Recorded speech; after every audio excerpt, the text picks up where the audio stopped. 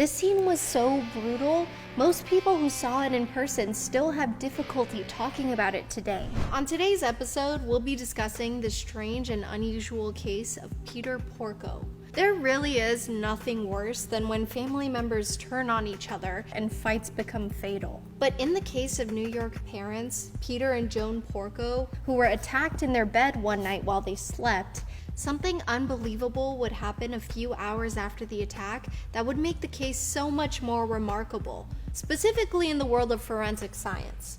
They say that dead men tell no tales, but the corpse at this crime scene really said, "Couldn't be me." 52-year-old Peter Porco was a court clerk in the Supreme Court of New York State and took his job very seriously. He was a portly man with a wide smile, a friendly face, and was very responsible. So one day when Peter Porco didn't show up to work, people started to worry. The man loved his job, and it just wasn't like him to not come into work. A court officer went to the Porco household to check on him, and when he got to the home, the officer found a very gruesome scene. A trail of red drops led their way towards the entrance of the house. That's one scavenger hunt I would not want to be a part of.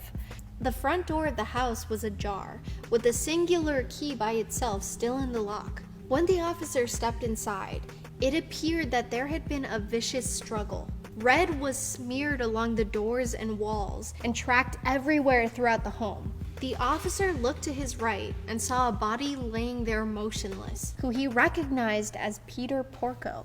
Based on the look of it all, it was clear he'd been fatally bludgeoned. This scene was so brutal, most people who saw it in person still have difficulty talking about it today. After the initial shock, investigators went upstairs and found the body of Joan Porco, who seemed to have suffered a similar fate. Lying in the bed next to her was a 3-foot-long fireman's axe. And that's when they realized Joan was still alive. They rushed her to the hospital for emergency surgery and were ultimately able to save her life. It was also incredible how well they were able to reconstruct her face. But whoever did her surgery did a bang-up job because she seriously looks amazing. Science rules. Analysts suggested that Joan had been struck 3 times in the head by the axe, while Peter had suffered an agonizing 16 blows. But why was Peter's body found downstairs? Get ready for your world to be rocked. Forensic experts said that sometime during the night after the attack, Peter regained consciousness and started going about his morning routine. He was found with some of his clothes pulled on over his wounds, which suggested he tried to get dressed for work before he started walking around the house half alive. How was this possible? Y'all ready for some science? Set phasers to fun, nerds.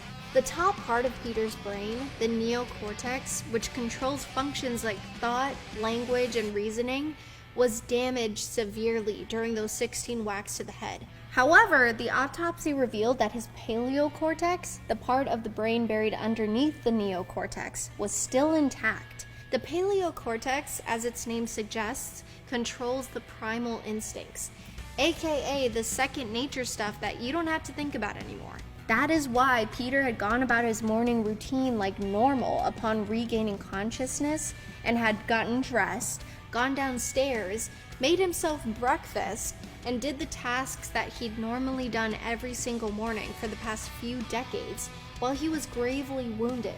Do you guys ever have that thing where you get to work or school and you realize you don't even remember driving there? Like you just go into autopilot? That's essentially what was happening to Peter.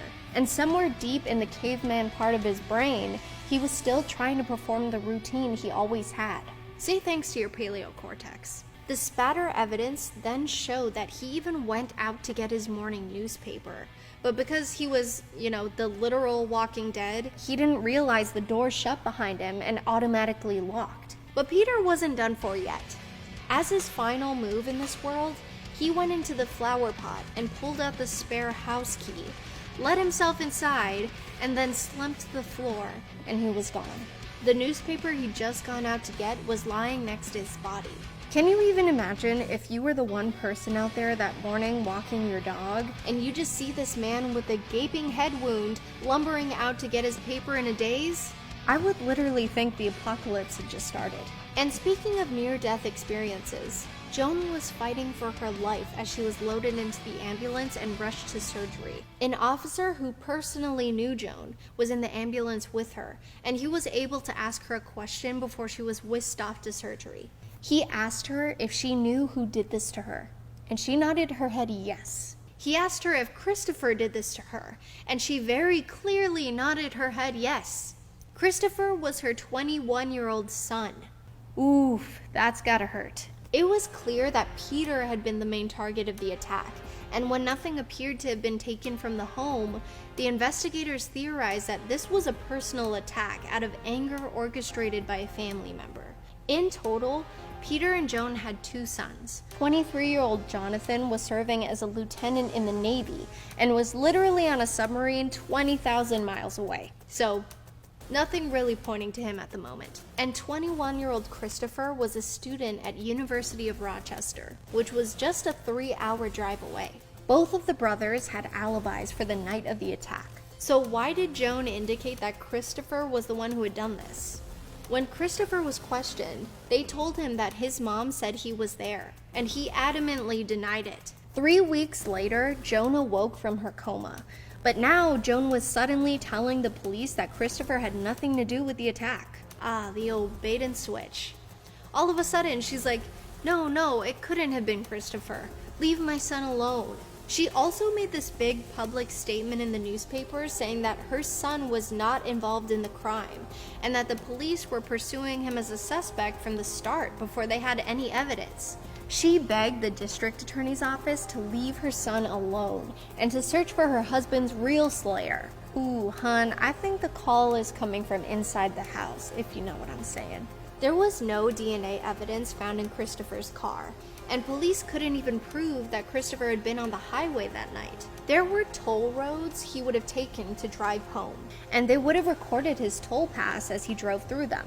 The police didn't want to give up on Christopher, but they didn't want to stick their horse blinders on too quickly either, so they started investigating other options. An anonymous letter was sent to the newspaper from someone claiming to have been Peter's slayer. The writer took credit for another local slaying and warned he would do it again. There was no DNA evidence on the letter, and they couldn't trace where it came from, so all they could do was hope the person would write again while they continued their search. But they never heard from this anonymous letter writer again. They found out that both Joan and Peter had life insurance policies that totaled $1 million. And they also learned that Peter Porco had asked for investment advice right before the alleged axeman struck. Christopher had visited a financial counselor and asked him to write up a portfolio for him, allegedly telling his counselor he was going to be receiving $1 million from a relative soon. Oh really, Chris? Who's that coming from? Christopher's emails also revealed that he'd been communicating with his dad right before the attack, and had been asking him for his personal financial information. He asked for their social security numbers and their driver's license numbers, that he said was for financial paperwork he needed to fill out for the next semester. Sure. They also found that the master code had been punched into the home alarm to disable it at 2 in the morning, a code only known by the family and 2 other trusted people. Investigators were convinced that it had to have been a family member. The perpetrator had punched in the alarm code before smashing the alarm, thinking that would cover their tracks. But too bad that information was stored somewhere deep in the cloud already, and smashing that alarm system would do nothing to help Chris cover his tracks. Oops, sorry, I mean the intruder. Even though Joan maintained her son's innocence, the investigators wanted to get a closer look at where Christopher claimed he was the night of the crime. He said he was in his dorm room over 200 miles away when the attack happened. So investigators reached out to Rochester campus and got the security tapes from the dorm building, along with the camera footage from all the major freeways and toll booths in between the Porco's home and the university. Luckily, Christopher drove a bright yellow Jeep, so he was easy to look for. Investigators scanned every inch of the roads for Christopher's Jeep, and at 10:30 p.m., they spotted a yellow Jeep on the security tapes leaving the University of Rochester's campus. The security alarm at the Porco's home was deactivated at 2:14 a.m., a little over 3.5 hours later. So that timeline fit. The phone line was cut at 4:59 a.m., and the yellow Jeep was caught on a security camera returning to campus at 8:30 a.m. A little over 3.5 hours later, the timeline now fit perfectly. But could they prove that this was specifically Christopher's Jeep? Apparently, New Yorkers love their yellow gas guzzlers. There were way more people who owned yellow Jeeps at the university than they anticipated, so they ran the images from the security cameras through a computer filter, hoping to get a better look at the Jeep.